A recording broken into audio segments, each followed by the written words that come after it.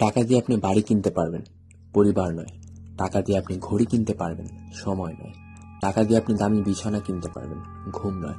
টাকা দিয়ে আপনি ভালো খাবার কিনতে পারবেন, সুস্বাস্থ্য নয়। টাকা দিয়ে আপনি ইন্স্যুরেন্স করতে পারবেন, নিরাপত্তা নয়। তবু আমরা সবসময় একটা জিনিস নিয়ে বিতর্কে থাকি, ক্যান মানি বাই হ্যাপিনেস? অনেকে মনে প্রাণে বিশ্বাস করেন যে মানি ক্যানট বাই হ্যাপিনেস। কথাটি আসলে পুরোপুরি ভুল নয়। মনে করুন আপনি মরুভূমিতে, আপনি খুবই তৃষ্ণার্ত, এখন আপনার পানি দরকার। কিন্তু তখন যদি আপনি পানি না পান, তখন টাকা শুধু আপনার কাছে একটি বস্তু। So money cannot buy happiness. আবার অনেকে মনে করেন টাকা দিয়ে সুখ শান্তি কেনা সম্ভব। তারা কি ভুল? মনে করুন আপনি ক্ষুধার্ত, এখন আপনার সন্তুষ্টির জন্য খাবার লাগবে, কিন্তু খাবার কিনতে গেলে আপনার টাকা দরকার।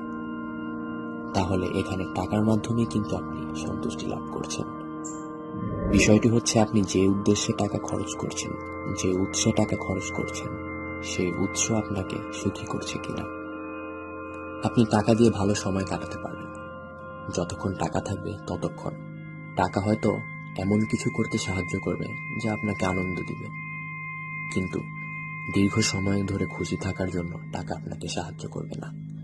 টাকা আপনাকে কখনো ভালোবাসা, সুস্বাস্থ্য, প্রকৃত বন্ধু, আত্মবিশ্বাস, সময়, শান্তি এনে দিতে পারবে না।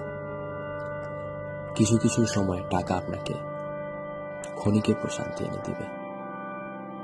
মনে করুন আপনার কাছে জীবনের নিত্য প্রয়োজনীয় কিছু কেনার মতো টাকা নেই।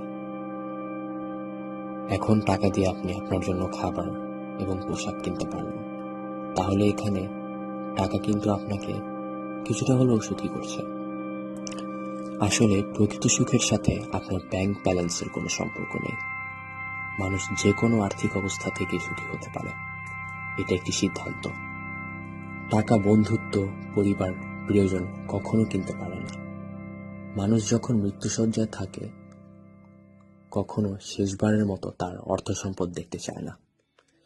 তারা যখন জানে তাদের সময় খুবই অল্প, তারা বছরের পর বছর যেসব ধন দৌলত জমা করেছেন সেগুলো তাদের কাছে তখন মূল্যহীন। তারা কখনো সেগুলো দেখতে চাবে না। মানুষ যখন মৃত্যুশয্যায়, তার জীবনের শেষ সময়টা পরিবার, পরিজন, বন্ধু বান্ধব এবং প্রিয়জনের সামনে রেখে পার করতে চায়। যারা আপনাকে সত্যিকারই ভালোবাসবে, তারা আপনার স্যালারি নিয়ে কখনো চিন্তা করবে না।